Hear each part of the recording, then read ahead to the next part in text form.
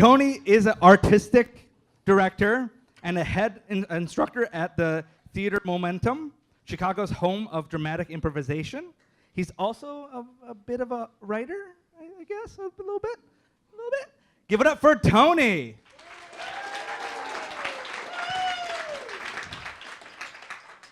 Hi, everybody. My name's Tony, and I am a junk drawer novelist. I wrote my first junk drawer novel last year as part of National Novel Writing Month, and I'm working on my second one right now. NaNoWriMo, as it's known, is a month-long event that you have to do once in your life. I swear to you, it's crazy, it's insane and absurd. In 30 days' time, you write a 50,000-word novel, start to finish. And now I got about 4.5 minutes to tell you how I do it, like what my process is. So I hope some of this makes some kind of sense to you at all. So first thing that I learned when trying to write a novel is human beings are hardwired for stories. It's mirror neurons. It's how we transmit language. If you ask a toddler, what happened today? They're going to tell you a novel. So I figure if a toddler can do it, I can probably figure it out. When I was a kid, I used to write a lot, just everything. And whenever I'd brainstorm new stories, I'd fill my desk drawer with little slips of paper, cool turns of phrase, interesting dialogue, interesting facts, things that are striking to me. And now that's how I brainstorm a novel. Once in a while, I would dump the drawer out on my bed, and I'd start pulling the stuff together that would make sense together to me, that kind of fit, and then a story would take shape. Now, I know you've heard the quote before, write what you know. So for me, I kind of figured to be a good writer, I gotta know a lot of stuff, right? I gotta learn all kinds of things. So what I do now to fill my junk drawer, which sounds really creepy, is I read a lot of trivia websites. I get all kinds of interesting bits of information, and I get to kind of make my piles and see what starts to coalesce. If I'm not inspired yet, then I read more stuff, and this can take months. And I know that seems like a weird little magic trick, like it just happens, the story happens. No, it doesn't. It works because we're hardwired for patterns. Can you see the Dalmatian in the picture here? Now look away. Now look back. You see the Dalmatian again? Did you see it quicker?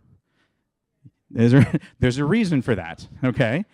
This is now neurologically hardwired into your brain. It's etched in there. You're never going to get rid of it. We're built to recognize patterns like this because if you recognize, for instance, maybe this as something to be afraid of, then you're going to pass along those scaredy cat genes to your children and your children's children and so on and so forth. So if I can just get myself to shut my brain off and get out of the way and follow my genes, then maybe I can actually learn how to write something.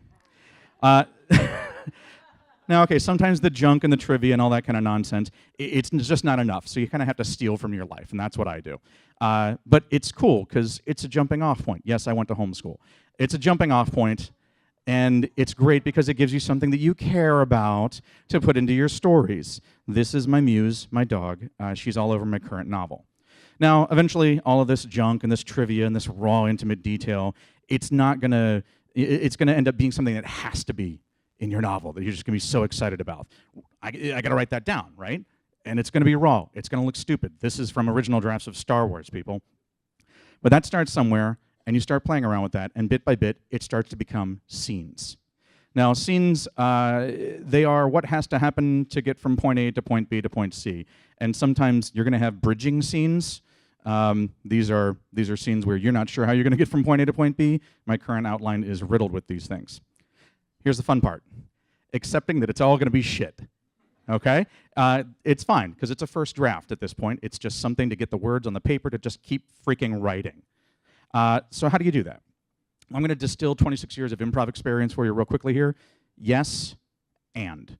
It's very simple. Yes, this first bit of writing, whatever it is I'm starting with, it's interesting, it's true, it's important, and this next thing is also important, and it adds to what I've just done. I know that seems super simple, but I only have so many minutes, guys.